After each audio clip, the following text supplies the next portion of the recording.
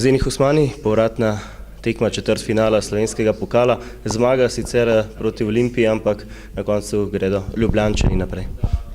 Pa da, kao prvo čestitao bi svim momcima. Pokazali smo stvarno karakter nakon 2:0 u Ljubljani što smo izgubili.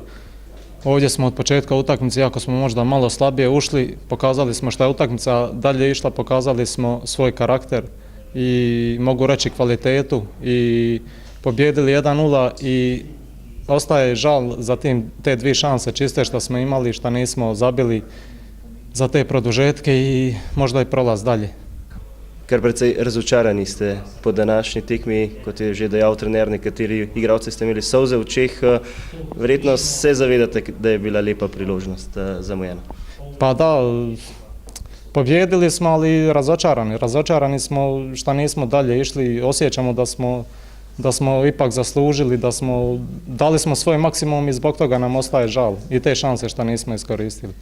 V drugem polčasu ste stisnili Olimpijo, ampak v zadnjih tekmah enostavno nekako žoga noče v gol. Pa da, stisli smo i već pred kraj prvog poluvrijema smo krenuli stiskati Olimpiju. Drugo poluvrijeme smo ušli još bolje. Oni, tako reći, nisu imali nijednu šansu, nisu prešli svoju polovicu. Eto, imali smo, nažalost, taj gol i dvije čiste šanse koje nismo zabili i ostaje žal za tim.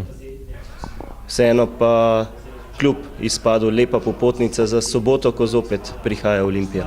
Pa da, ovo je lijep poziv da dođe šta više gledatelja. Mislim da su večeras mogli uživati u nogometu, bilo je dosta lijepih akcija, stvarno dobrog nogometa, svi smo pokazali da imamo kvalitetu, da znamo igrati, da možemo, da smo na pravom putu i nadam se da će u subotu biti šta više ljudi da nas podrže, da dobijemo Olimpiju i da nastavimo se penjati prema vrhu. Ostane vam le še prvenstvo, 20 tekem je še, ujeti morate priključek in mesta, ki vodijo v Evropi. To je vendarle cilj. Pa da, to je cilj, da budemo među te tri ekipe koje vode u Evropi.